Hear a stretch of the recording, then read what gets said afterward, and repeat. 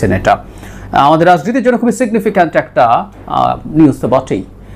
মানে এটা এমন একটা প্রেক্ষাপটে ঘটলো যখন এই দুইজন ছাত্র উপদেষ্টার পদত্যাগ চাইছিল বিএনপি জনাব ইশরাককে মেয়র হতে দেয়া না দেয়া নিয়ে, এবং এই দুজনের বিরুদ্ধে জনাব খলিলেরও পদত্যাগ চেয়েছেন তারা, কিন্তু এই দুজনের বিরুদ্ধে বিএনপির অভিযোগ বা বিএনপির বক্তব্য আমরা এভাবে বলতে পারি, সেটা হচ্ছে এই দুইজন মূলত এনসিপির সমর্থক, তারা এনসিপির সাথে অ্যালাইন্ড, সেই কারণে সরকারে থাকলে তাদের নিরপেক্ষতায় সমস্যা হবে। ইনফ্যাক্ট এটা আজ না, বেশ আগেও একবার জনাব মির্জা ফখরুল ইসলাম আলমগীর এইরকম একটা কথা বলেছিলেন বেশ কয়েক মাস আগে, এবং তখন আমাদের অনেকের হয়তো মনে আছে জনাব নাহিদ ইসলাম তখন উপদেষ্টা ছিলেন, অত্যন্ত কঠোর ভাষায় একটা জবাব দিয়েছিলেন তার ফেসবুক স্ট্যাটাসে। সেটা অবশ্য বলা বাহুল্য, তখন এনসিপি তৈরি হয়নি, এনসিপির ছিল না তখন, বৈষম্য বিরোধী ছাত্র আন্দোলন ছিল, জাতীয় নাগরিক কমিটি ছিল, তাদের অনেকেই ওটা শেয়ার করেছিলেন। তো ওদের অ্যালাইনমেন্ট আসলে ইজ ভেরি ক্লিয়ার আগে থেকে। বাকি যে দুজন আছে জনাব মাহফুজ আলম এবং আসিফ মাহমুদ সজীব ভুঁইয়া, নাহিদ ইসলাম যে এনসিপির সাথে অ্যালাইন্ড এটা মানে একেবারে ক্লিয়ারলি প্রমাণ হলো, তিনি রিজাইন করে এসে এই দলের হাল ধরলেন। বাকি দুজনও আসলে তাদেরই লোক, তাদের এই সাথে অ্যালাইন্ড, এই আলোচনা আছে। আর প্রায় বলি কথাটা, আসলে এই দেশে আমরা যারা থাকি, ওই দলগুলো যারা করেন, ওই দলগুলোতে আমাদের পরিচিত লোকজন আছে। বিশেষ করে যারা মাহফুজ আলম প্রথম থেকে যখন নাগরিক কমিটি হয়েছে, তার বহু ক্ষেত্রে বহু জায়গায় তিনি ইন্টেলেকচুয়ালি কাজ করেছেন, কানেক্টেড আছেন, তিনি এখনও আছেন, এটা জানা যায়। কেউ বলবেন যে আপনার কাছে কি ভিডিও আছে, ভিডিও ছাড়া কোনো কিছু প্রমাণ করা যাবে না, তা হতে পারে না। যাই হোক, এই জিনিসগুলো আমরা জানি। জনাব আসিফ মাহমুদও একইভাবে দলের সাথে ইনভলভড আছেন, তার বন্ধু বান্ধবের সাথে ইনভলভড আছেন, এতে কোনো রকম কোনো সন্দেহ নেই।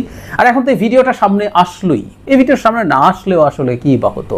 এবং এই ভিডিওটা নিয়ে এখন পর্যন্ত অন্তত জনাব আসিফ মাহমুদকে প্রতিবাদ করতে দেখা যায়নি যে না এটা আমি নই, কারণ ওই ভিডিওতে তিনি মাস্ক পরা ছিলেন, তাই একটা সম্ভাবনা থাকতেও পারতো যে এটা আমি নই বলার, কিন্তু তিনি বলেননি, তাই আমরা ধরেই নেব এটা তিনি।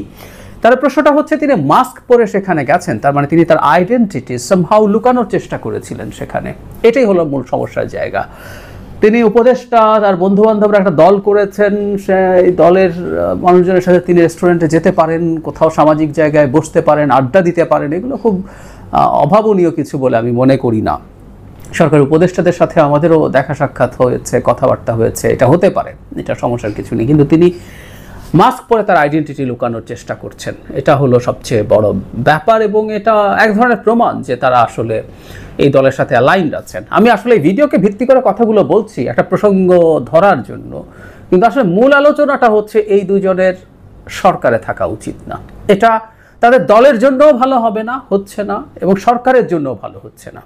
কারণ যখন সরকারে এইরকম দুজন থাকেন যারা অলমোস্ট ক্লিয়ারলি জাস্ট তারা পদে নেয় যে এই দলের সাথে আছেন, সেটা সমস্যা তৈরি করে। অবশ্য পাল্টা এনসিপি থেকে তিনজনের কথা বলা হয়েছে, ডক্টর আসিফ নজরুল, ডক্টর সালেউদ্দিন আহমেদ এবং ডক্টর ওয়াহিদুদ্দিন মাহমুদ, তারা নাকি বিএনপির সাথে অ্যালাইন্ড।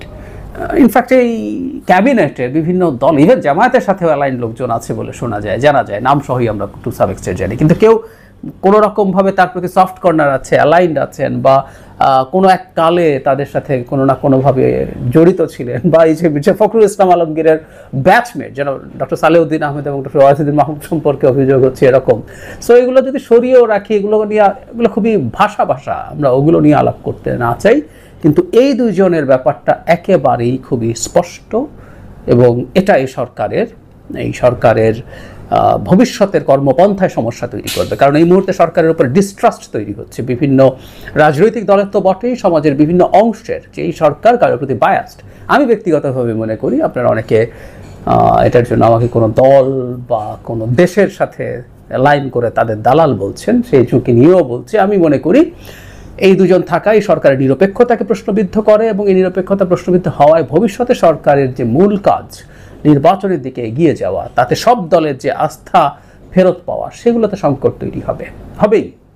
এই দুজন যদি নাহিদ ইসলামের মতো রিজাইন করে 7 দিনের মধ্যেই, 7 দিন হওয়ার আগে একটা দলের দায়িত্ব নিয়েছিলেন, তারা যদি সেরকম কিছু করেন, সেটা খুব বড় প্রশ্ন তৈরি করবে। কারণ তার আগ পর্যন্ত তারা এই সরকারে থেকেছেন, তাই এই প্রশ্নটা আসতেই পারে যেখানে কনফ্লিক্ট অফ ইন্টারেস্টের প্রশ্ন আছে। আমরা এই প্রশ্ন তখন করতেই পারবো, বা আমরা এখনও করি, যে এই দুজন বসে বসে কি তাহলে তাদের দলের জন্য কাজ করছেন, যেমন জনাব নাহিদ ইসলামকে নিয়ে আমরা একই প্রশ্ন করতে পারি। তিনি তো হঠাৎ করে না ফাইন মর্নিং সিদ্ধান্ত নিয়ে রিজাইন করেন নাই, স্বপ্নে দেখলেন আমার তো এনসিপিতে জয়েন করা দরকার, এর আগে উনি ভাবেনই নাই, তা তো হতে পারে না। তো উনি মোড়ের মধ্যে অন্তরে এনসিপিকে লালন করে সরকারে থেকেছেন, তারপর তিনি এসে সেখানে জয়েন করেছেন। একই ঘটনা এই দুজনের ক্ষেত্রে ঘটারও প্রায় নিশ্চিত, আমরা জানি এটা, এখনও তারা ভালোভাবেই ইনভলভড আছেন।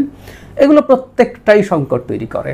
আর আমি প্রায় একটা কথা বলি, আমি এনসিপির অনেকের সাথেও যখন টকশোতে আছি, তারা এই অকাট যুক্তি তথ্য প্রমাণ খোঁজার চেষ্টা করেন। তাদেরকে একটা কথা বলার আছে, রাজনীতিতে পারসেপশন ম্যাটার করে, এটাও একটু খেয়াল রাখা দরকার আছে। তাদের এই থাকাটা ইটসেলফ যদি তাদের প্রতি পারসেপশন তৈরি করে যে তারা সরকারের মদতপুষ্ট একটা দল এবং সরকারের সাহায্য নিয়ে দল তৈরি করার চেষ্টা করছেন,